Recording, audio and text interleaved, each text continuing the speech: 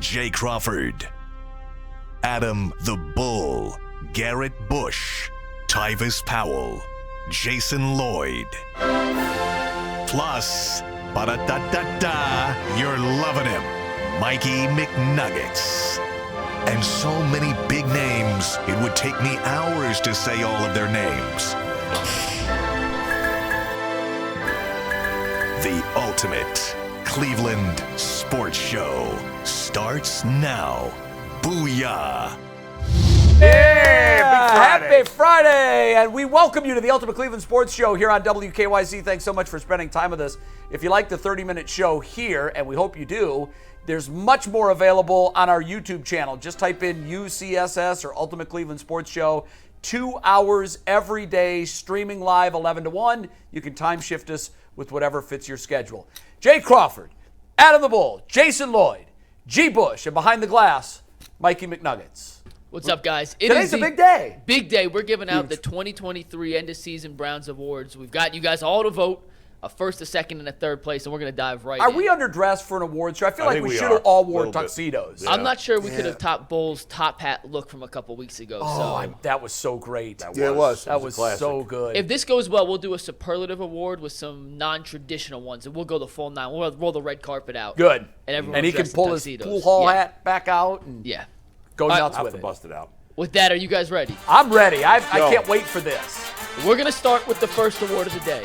It is the most valuable person, not necessarily player, but the most valuable person from the Browns in the 2023 season. And after all the votes have been tallied, a clear unanimous number one, Mr. Kevin Stefanski. Andrew Berry edged out Joe Flacco in the second place spot, and coming in third was the guy they signed off the couch out of his living room in week 13 of the season. I'm guessing that we all must have voted that way. That's exactly the way I voted. It was not unanimous. It wasn't unanimous. I had Schwartz in Barry. I didn't have a player in there. I can't believe voted for postseason awards, didn't have a player in there. I had one. Wow. That's how did they all end up 1, 2, 3 if Jason didn't have any and I only had one of those guys? I guess all my votes counted for 5. Yeah, that's a little obnoxious. That's that received 7 KYC of the bias. first 8 It's votes. the KYC bias. Yeah, it that? must be. Kevin Stefanski had 7 of the 8 first place votes. Okay, so I had you had him on I there? had Kevin on there. I had Kevin one. Yeah. I had Oh, you Kevin said one. you didn't have any of them. No, he said no players. I had no players. I had Kevin one, Because Schwartz it's the most valuable and Barry person. 3. I actually had Amari Cooper one, a little outside the box thinking. Wow. I had Kevin 2 and Myles Garrett 3. Well, I feel very cool. I'm great with that because the way I voted them 1, 2, and 3 is the way that we collectively is how it turned out. I had Schwartz in there. I'm surprised Schwartz did not make the list. Didn't make it. You and me. Yeah. Schwartz finished 1 point behind Joe Flacco for third place. Okay, I'll tell you why. Me keeping him off kept him out of the running, and I'll tell you why I did it. We just had a Jekyll and Hyde defense. They were so great at home. Yes. They were elite at home. Because we used the tag elite. I still hear, by the way, media members saying we had an elite defense. We did not have an elite defense this year. We did not. We had a very good defense. They were elite at home. They were so substandard on the road, it brought their average grade down, and that's why I didn't have Schwartz on my And list. our awards include the postseason. We don't have to just be the regular season. Yeah. I looked at it as it was such a burning pile of trash. Yes. Last year. That's a fact. And they did fix a lot of it. And they had so many injuries that I thought Kevin deserved the credit for keeping it together. Schwartz deserved the credit for fixing the defense. At least from where it was. And Andrew Berry for bringing in the right guys and fixing the roster. I would have had him at 4. To sustain. Flacco is a great story, but for me, the fact that they were still playing well without him before he even got in there. I know, but when we look back on this season 10 years from now, you can't tell this tale without Joe Flacco. I You picked can tell Amari it Cooper without Jim Schwartz. I thought Amari Cooper was the one thing on the offense that was steady the whole year. And No, that's fair. Yeah, I didn't think that way, so that's a good decision. The other, we didn't mention this, I don't think. He's up for Assistant Coach of the Year. He is. Jim Yeah, Schwartz. One of the 5 Jim finalists. Schwartz. So congratulations to Jim. I hope he wins it. And let's see if Jim can win another award, the best offseason acquisition the Browns made all season. This was a pretty tight race, but the guy you guys just talked about, Jim Schwartz, is our winner with 17 total points. Dustin Hopkins, the kicker they traded for right before week 1, came in second. And DeJuan Jones, the you're draft announcing pick. these in a different order in which you sent them to us, right? Because I had that as okay. I sent you on the rundown the order we're going to do them in, though, yeah. Okay, 'Cause I wanted to put the ones. I'm just calling up my text back to you. Got you, And I yeah. went to number 2, and I'm like, oh, did I skip that one? I just realized now that I put Flacco on my list and he wasn't an offseason acquisition. You should have told me to correct that, Mike. No, Flacco counted. It was an acquisition, the move. I know we called it offseason. Well, I didn't put him on there because of that, because you said offseason. So I left. I was like, why did these guys vote for Flacco? And I was like, well, he wasn't an offseason So acquisition. basically, they took G. Bush's list because I was with McNuggets when I picked these. Yeah. So this is a perfect list. I want to go for not even the first nailed one. it. Let's go to the third one. DeJuan Jones. Wait, what? Can you put the list back up there again? Yeah, it came out Jim Schwartz first, Dustin Hopkins second, DeJuan Jones third. I'm batting 1,000. That's exactly the way I had my ballot. I had Dalvin Tomlinson third. I just thought the way that he held down the middle of the defense. I had Flacco third, but if it wasn't for Flacco, I would have put DeJuan Jones. I think, to be truthful, the DeJuan Jones, that's the biggest bright spot we have. You talk about people who you didn't expect. It's like getting a gift to somebody, and you're like, I didn't expect to get this gift, and it can be something like a bag of popcorn, but the popcorn's free. So you're going to take it and be happy to eat it at lunch. Yeah. DeJuan Jones is the bag of popcorn at right tackle that took over, and it's awesome. We found a future stalwart in the draft on a flyer. Shout out to DeJuan Jones. Okay. I can't disagree with anything because that was my 1, 2, and 3. I didn't put Flacco on there because it did say off-season acquisition. I had a brain freeze on And that he one. was Otherwise, in I would have had season. the same 3 because I had the other 2. Okay. Go ahead, So Mike. not a lot of dispute or debate Not on yet, that. but we're getting to the dispute. This next Okay. one, the biggest surprise of the years, was by far the closest race we had. We had 7 different guys get votes. The winner had the fewest number of number 1 votes of any category, and it was the closest race between 1 and 2. This was the biggest surprise of the year, and the results. JOK takes the gold, Joe Flacco the silver, and DeJuan Jones the bronze. Oh, you guys missed one.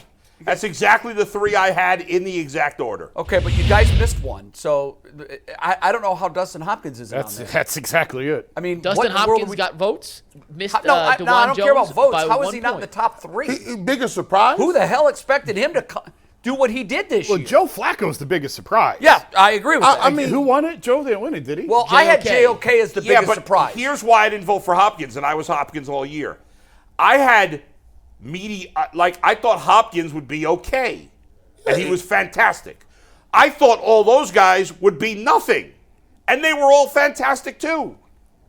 I'll be honest with you. I thought Hopkins would be nothing. when they had Hopkins, you go back and we looked at his kicking from, I believe, the Chargers, and he wasn't terrible. Well, he was Right. 50% from beyond 50 yards. Right. He was 8 better of than 8. but we didn't even know JOK could be a player in the NFL. Well, I anymore. had JOK number 1 on my list. I had Flacco, Hopkins, JOK because Flacco and Hopkins weren't even on the team. And that's so fair. of course they're the biggest Yeah. surprise. Yeah. Flacco was on his couch until Yeah. November, so Well, I had J- Flacco at number 3. To me, JOK went from one of the worst linebackers in the league to one of the best. at least he was on the team all year. Well, I don't know why that. Why does that make him less of a surprise? Because where they drafted him, there's some level of expectation. He didn't have a very good year last year, but he was decent as a rookie. So there's still some level of expectation. Yeah, they but traded God, for there was Hopkins no thinking, expectation. You I know thought what? he was Bull gonna be can't get cut. out of his mind the same thing I can't. Yeah. DeQuell Jackson, who's been the best linebacker in the Browns' Said the second guy history, can't play. sat here on this show and said, I'd cut him. Yeah. if you look at it, JOK, if you squint it hard enough, you could argue he had a better year than Myles Garrett. Well, he had 100 tackles, 20 tackles behind the line of scrimmage, and 3.5 sacks. This is crazy. 20 tackles for loss is In the crazy. second half of the year, it wasn't even close. JOK was way better than And you Myles know what? Garrett. And you mentioned this earlier. Yeah. We did have the benefit of the playoff game. He was dominated. the only guy that showed That's up in the right. playoff No, game. he not showed up. He dominated. He dominated. Yeah. You're right. He looked like a big-time player in a big-time game. It was tough. I was debating between DeJuan and Hopkins for the last spot for me. Okay. Go ahead, Mike. That one was pretty contentious. The next one, I'm going to tell you the 2 guys who just missed the podium. This is the biggest disappointment award. Juan Thornhill and Jerome Ford missed, coming in 3rd by 1 vote. So in a good thing, or for them, it's a good thing they missed it. But our top 3, and there was a pretty unanimous number 1, Elijah Moore. Yep. Wow, I Second didn't place, have one. Zadarius Smith, and in 3rd place, Deshaun Watson. I had Deshaun Watson number 1. I mean, I don't. Yeah. I gave Deshaun the benefit of the injury. Yeah. I didn't blame Yeah, but him my for that expectations for Deshaun were a million times higher than. I had him 3rd. I Yeah. kind of right where both of you guys are saying the injury, but at the same time the expectation level. Yeah. I had Elijah 1, I had Jerome Ford 2, and Deshaun. I had 3. Thornhill 2 and Elijah Moore 3. If Deshaun Watson would have played the whole season and we could watch him play and he played poorly, I would say, okay, well, you did. That's the way I went too. But I can't say that he didn't ask to be hurt. It just is what it is. But I will take Elijah Moore. There was media members doing victory laps on this playbook. Elijah Moore is going to be a scat back and a receiver. He's going to catch the ball. I'm surprised you guys think Juan Thornhill was that big of a disappointment. I did. I did. I did. I didn't. I didn't think he was that big of a disappointment at all. Well, I thought when you look at the plays, I was expecting more splash plays. I thought Ronnie Hickman made more plays than he did. I saw a lot of games where they look. I've mentioned this before. They made it look like random tackles, but if he doesn't get that guy down, it's going to the house. He had a lot of big, open field plays that, to me, saved a lot of bigger chunk play touchdown types. I did see him out of position a couple times too. Well, nobody's perfect. Yeah, I just thought, right. Is he better than John Johnson? Sure. Yeah, Guys did a whole lot of bar. talking in the beginning of the season as if he was this special safety, and he was not special. I had Elijah Moore came in with that hype. He was my one. Zadarius Smith, we forgot did about that. victory laps with Zadarius Well, Smith. I wasn't as high on him as everybody else. I know you weren't, but everybody else loved that signing. Yes. He was number 2, and for me, Jerome Ford was number 3. I thought he was going to be the guy. I really did, and he had every opportunity to seize that role. And he just underwhelmed me this year. He left a lot of food on his plate. You know, there's a lot of games where you see one cut here, one cut here. That's 20 more yards, 15 more yards, or even short yardage, just ramming it in there and just making sure you get the first down. I think he needs a little bit of work, but he was a little bit underwhelming after Nick Chubb went down. Okay. One thing on Jerome Ford, Jason, I know we talked about, and you in particular talked about, he was the future of the running back room for the Browns. You actually had him voted the highest on your list at second. Why wasn't he above Elijah Moore? Because he had a better season than Elijah Moore. Yeah, I still think he had a better season than Elijah Moore. Yards. Yeah. And the expectation for Elijah coming in was still – Jerome Ford was still an unknown, and I guess to an extent Elijah Moore was too, but the way that he came in here with the level of expectation, it was certainly higher for me than Ford at least had a few good games. Yeah, I had a couple of nice Did Elijah runs. Moore have any? They had one good game maybe. Elijah Moore, we were sold that he could possibly be the heir apparent to Amari Cooper. I don't think so. I think he's a 3 or a 4 receiver. 3 or 4, he's a guy that you can check it down to. But as far as all this dynamic playmaking, I didn't see it. The skill set is there. The performance was not. No, not even close. All right. All right, next up, this one, I made this award, honestly, just to honor Nick Chubb. It was the most devastating injury of 2023, which, obviously, we don't want to celebrate injuries, but Nick Chubb, we missed you so much. And Nick Chubb was the unanimous 8 out of 8 first-place votes, the only player in any category to sweep the first-place votes. Deshaun came in second, and DeJuan Jones, the Browns' stellar rookie, came in third. Yeah, that was my order, too, that exact order. I had Jack Conklin 2. Apparently, I'm wrong because nobody else had him. And I had Deshaun 3. I was going to shake the world up and make Nick Chubb the MVP, the most valuable person. I'm going to keep it real. Because here's the way it happened. I say if you could add, because I saw it around the internet, if they said add one person out of all the guys that's injured and you add them to the team with Joe Flacco, how much would that person, what team would be the best? And I say, well, give me Nick Chubb, put him with Flacco, and I think the Browns could have really done something. That's a little telling that nobody picked Deshaun Watson 1.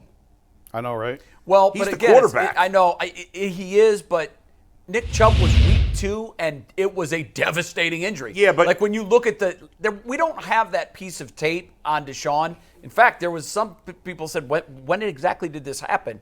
With Nick, we had that gut-wrenching video that even today when I see it, I squirm when I see it. It was devastating both in the moment, to the player, and to the season. Right, but in the end, if Deshaun had been playing like a superstar here, we would have all picked him number 1. Yes. That's a fact. Yes. Yeah, that's the guy you can't lose if he's playing well. I think we don't mention him because we mentioned a bunch of other people who had extraordinary seasons outside of the norm. So Flacco comes in, has a crazy season, so it minimizes the shock that Deshaun got hurt. Yeah. Yeah. Whereas running back, nobody played great. Now, let's spin it forward for a second. If you could only have one of the two back for next year, Deshaun or Nick, which one are you taking back? That's Deshaun. I would take Deshaun. You got to take the quarterback. Got to take the quarterback. It's interesting. Because if Deshaun can't be a great player again, then the Browns are screwed ultimately. Yeah. So we have to have him back, and we have to see him play a full season and hopefully play like a great player. I would take Nick Chubb. I'm different from you guys. And here's why. He is definitively in the top 3 at his position. Now, yes, the quarterback is the more important position. Yeah. But we don't even have Deshaun Watson as top 6 in his conference. I hear you, but ultimately, when's the last time a team won a Super Bowl with a great running back? No, I know exactly what you're saying. Could happen this year with McCaffrey. It could. All right, we're going to take a break. When we come back, the Offensive Player of the Year and the Defensive Player of the Year. The votes are in. They have been counted. They have been overlooked by Price Waterhouse to make sure they're official. And by Price Waterhouse, we mean McNuggets. The Ultimate Cleveland Sports Show is coming right back.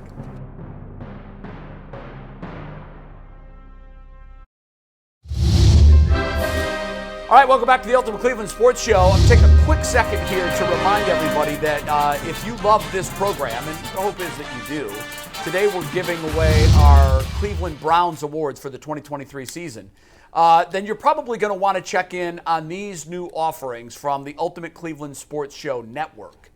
You get the Ultimate Browns Show. You get the Ultimate Guardians Show.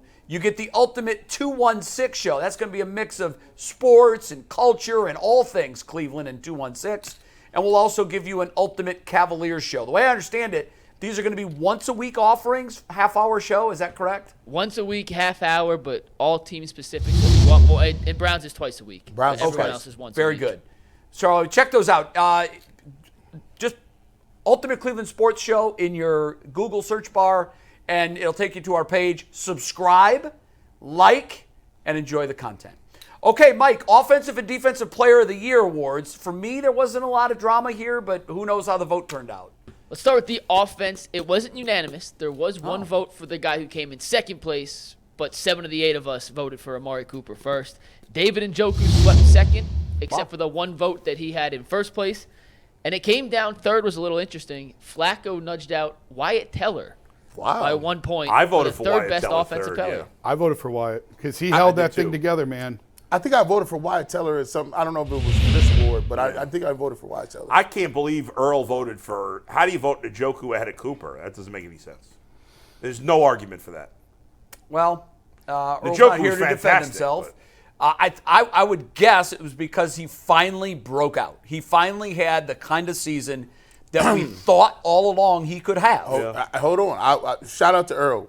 I just thought about this. The reason you could vote for Njoku, when the Browns' 2 tackles started to go out, Kevin Stefanski switched the protection program, and you had David Njoku standing in a lot of routes, helping those tackles so that the routes could get open down the field. David Njoku was their best blocker when it comes to pass catchers, best blocker tight end, and also he was the most dynamic when you had Joe Flacco. He had a breakout year, and some could argue Amari Cooper had already stamped himself as a guy up here. The second guy to come along and offer a passing target was Njoku. So I can see where you could say David Njoku should have been a little higher. Yeah, I had Cooper, Njoku, and Flacco. Was that the order? That ended up being the order. Okay. Flacco nudged out Teller by 1 point.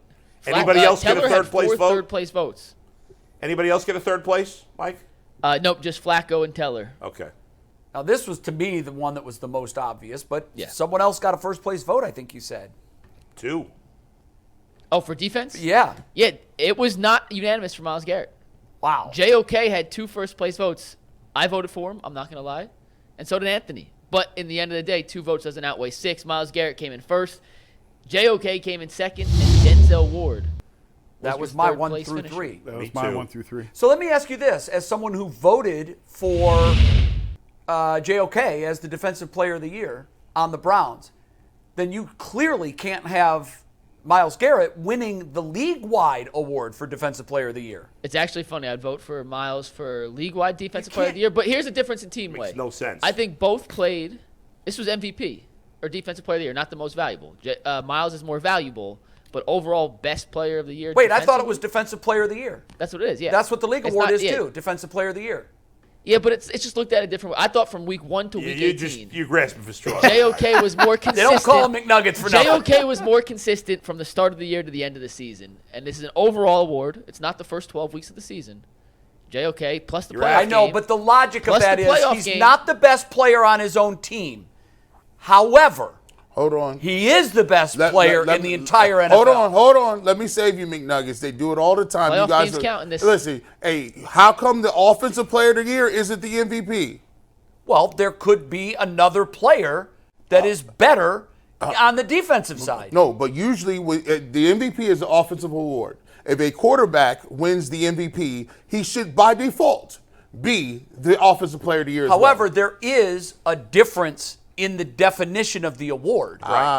In this one, it's Defensive Player of the Year Browns, Defensive Player of the Year NFL. For example, this year, probably Lamar Jackson will win the MVP, and probably Christian McCaffrey will win the Offensive Player of the Year. And you can make a case for because that. with MVP, we all realize that quarterback is way more important. That's exactly right. You're measuring value. Yeah. I don't get it. If I'm the most valuable player at this position and I play offense, you can't tell me the running back is more. He's the offensive player. I should get both of those, right? You're welcome, McNuggets. You can make the argument. It's totally different. You're totally different because in this case, it's the exact same award, name. essentially. And also, I think Bull's example is a very good one. To Yeah. me, the MVP award has the word value in it. Right. And we overvalue the quarterback and probably undervalue other positions. Here's the difference for me. This is an 18-game vote because it includes the playoffs. There you go. The regular season award was just Miles. Nah, you but I grasped can't the overlook the straws playoff here. award. There Jay, you we got to go. take a break There because you we go. got superlatives coming Yeah, up. let's take a break. The superlative awards. You do not want to miss this. To me, this has been what I've been most looking forward to all day. These will make you laugh. What's up with this helmet, G? I don't know, man.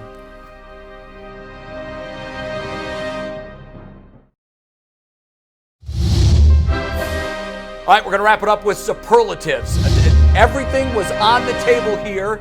Jason, you're going to start us off. What was your superlative award? I went with the worst pregame outfit.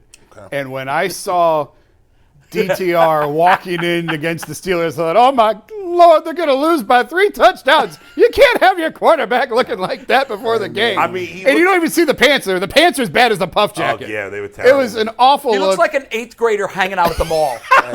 Wearing his dad's jacket. Of course. Yeah. Pee-wee player forgot his coat, put dad's coat on going to the game. Unfortunately, that is the swag. Luckily, he played a lot better than he looked walking into the stadium. I thank still God. think DTR's got a bright future as the backup quarterback of the Browns. All right, here's mine. Mine was the biggest laugh of the season. We, at the end of the day, it's supposed to be fun. You'll remember the play where Myles Garrett picked up Kenny Pickett's helmet. He lost it on like a QB sneak or something. And everybody was thinking the same thing. Oh my God, Myles Garrett has a helmet in his hand. Right. And it's Steelers helmet. Yeah, and it's the quarterback who's without a helmet. And we all were wondering, oh no, what's going to happen? And I love the moment when Myles gave it back to Broderick Jones. He immediately threw his hands up in the air as if to say, not this time. I learned my lesson. That was funny. And that made me laugh then, and it makes me laugh I mean, now. you could have had, with Myles Garrett, you could have also had him playing basketball, That too. was another one of my Yeah, favorite he had moments a lot of of the funny year. moments. All right, Bull, what do you got? All right, mine was the all talk, no action, and that's Juan Thornhill. All bark, no bite. He did a lot of talking before the season. Now, they did make it to the playoffs, but I thought he completely cratered second half of the year. I don't think he made any big plays all season. He did a lot of talking. He got on me in the beginning of the season, which don't have a problem with, but you got to back it up. I don't think he did. All right, that's fair. Hey, listen, I'm going to the worst game day swag. I'm all into the wristbands, everything. Hey, listen, Greg Newsom, I love your shoe game. Your kick game is mean. I'm trying to get where you going. But listen, your helmet is 3 sizes too big. You got a ski mask, a do-rag, a bandana, and a headband all under your helmet. And it is big. I don't understand. We need to get you back to the regular Rydell's and get it together. Get them together. Hey, Denzel Ward, fix your guy. Get your man's, his helmet. He looks like the great Kazoo. Yes, the great Kazoo. Big helmet. Maybe that's why he lost receivers at times. His Oh, helmet my was blocking his vision. See, I didn't say that, Greg. That was No, your that man was right me. here. I That love was Greg your Newsom, man's. though. I just thought I'd make a funny. My All right, what do you superlative, got? real quick, I called it the best moment, really the best picture, but when David Njoku, after beating the New York Jets on Thursday Night Football, did shots with the fans in the Muni Lot before he went home. I'll call it a moment. It was a picture, a video, whatever you want to say, but Njoku doing shots after the dub. That's crazy. Yeah, my favorite of the year. I'm glad you threw that in there. You said worst pregame outfit. Yeah. I think he also had the best The best. pregame outfit with the mask and the open chest and the fur coat. It was a look. Thanks for joining us. We're back on Monday with the Ultimate Cleveland Sports Show. We will see you then. Have a great weekend and enjoy the games. Peace.